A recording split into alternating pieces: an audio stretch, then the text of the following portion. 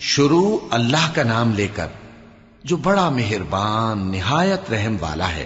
جو چیز آسمانوں میں ہے اور جو چیز زمین میں ہے سب اللہ کی تسبیح کرتی ہے۔ جو بادشاہ حقیقی ہے، پاک ہے، زبردست ہے، حکمت والا ہے۔